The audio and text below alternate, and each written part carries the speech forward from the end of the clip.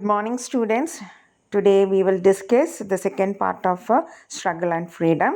Focus area first part ഞാൻ upload ചെയ്തിട്ടുണ്ട്. അതിൻ്റെ കാണാത്തവരുണ്ടെങ്കിൽ അത് ഡിസ്ക്രിപ്ഷൻ ബോക്സിൽ ലിങ്ക് ഇടാം. എല്ലാവരും ഒന്ന് കാണുക. ഇനി സെക്കൻഡ് പാർട്ടാണ്. സെക്കൻഡ് പാർട്ടിൽ നിങ്ങൾക്ക് പൂർണ്ണ സ്വരാജ് ആൻഡ് സിവിൽ ഡിസൊബീഡിയൻറ്റ് മൂവ്മെൻ്റ് ആണ് ഫസ്റ്റായിട്ട് വരുന്നത്. The second national level struggle of the Indian National Congress under the leadership of Mahatma Gandhi. Mahatma Gandhiയുടെ കീഴിൽ second national level സ്ട്രഗിളാണ്, non cooperation ശേഷം നാഷണൽ ലെവൽ സ്ട്രഗിളാണ് സിവിൽ ഡിസൊബീഡിയൻറ്റ് മൂവ്മെൻറ്റ് എന്ന് പറയുന്നത്. Lahore session of the national Congress, Indian National Congress held in 1929 under the chairmanship of Jawaharlal Nehru was the turning point in the history of freedom movement in India. ഈ Lahore സെഷനിലാണ് declare ചെയ്യുന്നത് ഇന്ത്യക്ക് full freedom വേണം, അല്ലെങ്കിൽ complete freedom വേണം, അല്ലെങ്കിൽ പൂർണ്ണ സ്വരാജ് വേണം for the country. Okay, to attain the complete freedom for the country. According to this, Gandhiji decided to disobey all, or Gandhiji said to others to disobey all anti-popular and anti-democratic civil laws made by British laws. Civil disobedience എന്ന് പറഞ്ഞാൽ obedient അല്ലാതിരിക്കുക, അവരുടെ ലോസിനോട്, British ലോസിനോട് നമ്മൾ obedient അല്ലാതിരുന്നാൽ, അനുസരിക്കാതിരുന്നാൽ അവർ automatically നമ്മളുടെ രാജ്യം വിട്ടുപോകും എന്നുള്ളതായിരുന്നു അതായിരുന്നു ഗാന്ധിജി പറഞ്ഞത്. Disobey the anti popular and anti democratic civil laws, അതാണ് ഗാന്ധിജി സിവിൽ ഡിസൊബീഡിയനിലൂടെ പറഞ്ഞത്. അതിൽ ഗാന്ധിജി കൊണ്ടുവന്ന പ്രപ്പോസൽസ് ആണ്, അതൊരു ഇമ്പോർട്ടൻറ്റ് ടോപ്പിക്കാണ്. പോയിൻറ്റ്സ് ഏതൊക്കെയാണെന്ന് വെച്ചാൽ to lift salt laws, to increase the tax on imported foreign clothes, to cut short military budget and high salary of top officials, to start coastal shipping service, to declare 50% of tax relaxation for farmers, to release political prisoners, to resolve the secret surveillance wing formed to watch Indians, to implement prohibition of liquor. ഇതൊക്കെയായിരുന്നു ഗാന്ധിജി മുമ്പോട്ട് വെച്ച കുറച്ച് proposals. Okay, അതായത് പിന്നെ പ്രിസണേഴ്സിനൊക്കെ leave ചെയ്യണം, tax relaxation വേണം, imported foreign ഗുഡ്സിന് ഇൻക്രീസ് ചെയ്യണം, ഇമ്പോർട്ട് ടാക്സ് ഇൻക്രീസ് ചെയ്യണം, ദെൻ ടോപ്പ് ഒഫീഷ്യൽസിനുള്ള സാലറി ഒക്കെ വെട്ടിക്കുറയ്ക്കണം, that is draining our wealth. All these were the proposals put forward by Gandhiji. അത് കഴിഞ്ഞിട്ട് ഗാന്ധിജി സോൾട്ട് സത്യാഗ്രഹ തുടങ്ങാണ്. സോൾട്ട് സത്യാഗ്രഹ എന്നുള്ളത് various parts of the country. എന്തുകൊണ്ടാണ് ഗാന്ധിജി സോൾട്ട് തന്നെ എടുക്കാൻ കാരണം? Why Gandhiji selected salt as the powerful weapon against the British എന്നുള്ളൊരു ക്വസ്റ്റ്യനും വരാം. ആ ക്വസ്റ്റ്യൻ വന്നിട്ടുണ്ടെങ്കിൽ നിങ്ങൾക്ക് എഴുതാം. Salt tax constitute 2/5 proportion of the income collected by the British through taxes. 2/5 ഏറ്റവും കൂടുതലായിട്ട് ഇൻകം കിട്ടുന്നത് സോൾട്ട് ടാക്സ് എന്നായിരുന്നു. അതായത് 2/5, കൂടുതലല്ല, 2/5 of the portion of the income. And this tax is a heavy burden for the poor people. ഇതൊരു burden ആയിരുന്നു പാവപ്പെട്ട ആൾക്കാർക്ക്.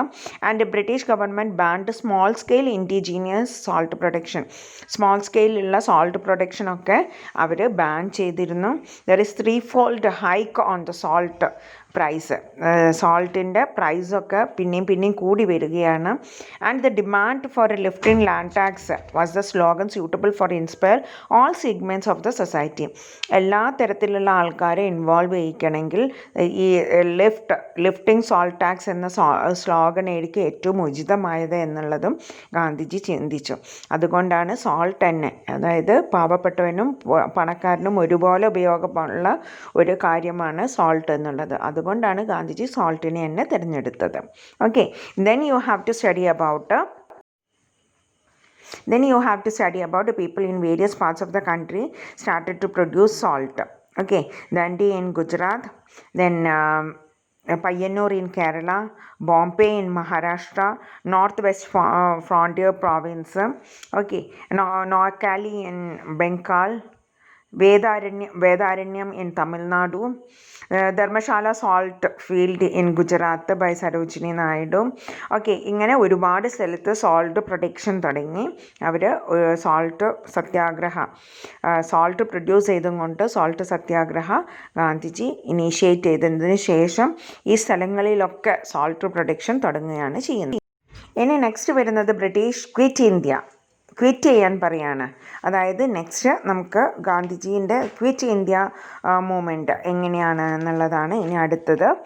അതായത് factors that caused Quit India movement, the reluctance of the British to implement constitutional reforms in India. Okay, and public disgust with price hike and famine. The assumption of British would be defeated in the Second World War. Second World War'ൽ ബ്രിട്ടീഷിൻ്റെ defeat അതൊരു കാരണമായിരുന്നു. പബ്ലിക്കിന് ഭയങ്കരമായിട്ട് വെറുപ്പ് because of day to day necessity കമ്മോഡിറ്റീസിനൊക്കെ കൂടുതലായിട്ട് പൈസ വർദ്ധിക്കുന്നു. അതേപോലെ തന്നെ കോൺസ്റ്റിറ്റ്യൂഷനിലും അവരുടെ ഭരണഘടനയിലും കുറേ ചേഞ്ചസ് അവർ വരുത്തുന്നുണ്ടായിരുന്നു. അതിനോടുള്ള വെറുപ്പ്, ഇതൊക്കെ ആയിരുന്നു ക്വിറ്റ് ഇന്ത്യ മൂവ്മെൻറ്റ് എന്നുള്ളൊരു ഇത് ചെയ്യാനുള്ള ഗാന്ധിജിയെ പ്രേരിപ്പിച്ചത്. ഓക്കെ, ക്വിറ്റ് ഇന്ത്യ എന്ന് പറഞ്ഞിട്ടുണ്ടെങ്കിൽ to force the British to leave our country, that is quit our India, that is the main motive of Gandhiji. Okay, അപ്പം ഈ മൂവ്മെൻറ്റിൻ്റെ ഭാഗമായി ഗാന്ധിജി പറഞ്ഞ കുറച്ച് കാര്യങ്ങളുണ്ട്. അതെന്തൊക്കെയാണ്? Gandhiji's appeal, that is princely state shall recognise the sovereignty of their people. അവരുടെ sovereignty, പീപ്പിളിൻ്റെ പരമാധികാരം പ്രിൻസ്ലി സ്റ്റേറ്റ് അംഗീകരിക്കണം. പിന്നെ farmers shall not pay land tax pay ചെയ്യാൻ പാടില്ല. And government official shall disclose there loyalty to Indian National Congress without resigning their position. അവരുടെ ജോലിയിൽ നിന്നും രാജിവെക്കാതെ തന്നെ ഇന്ത്യൻ നാഷണൽ കോൺഗ്രസിനോട് അവർ ലോയലായിരിക്കണം, കൂറു കാണിക്കണം എന്നുള്ളതാണ് പറഞ്ഞത്. Without quitting their position in the army, soldiers shall disobey the orders to shoot or kill Indians. ഇന്ത്യക്കാരെ കൊല്ലണം എന്ന് പറഞ്ഞിട്ടുണ്ടെങ്കിൽ, വെടിവെക്കണം എന്ന് പറഞ്ഞിട്ടുണ്ടെങ്കിൽ അത് അംഗീകരിക്കരുത്. അവർ ആ പൊസിഷൻ നിന്നുകൊണ്ട് തന്നെ ഇതൊക്കെ ചെയ്യണമെന്നാണ് ഗാന്ധിജി പറഞ്ഞത്. If possible students shall boycott education till attaining freedom. കുട്ടികളെല്ലാവരും തന്നെ ബഹിഷ്കരിക്കുക, അവരുടെ ബ്രിട്ടീഷുകാരുടെ വിദ്യാഭ്യാസ സ്ഥാപനങ്ങളിൽ പോവാതിരിക്കുക. Then in protest the uncontrolled mob demolished government offices, electric lines and transportation facilities. At the end of 1942 India was under the fire of popular unrest. But all these movements the Britishers tried to suppress.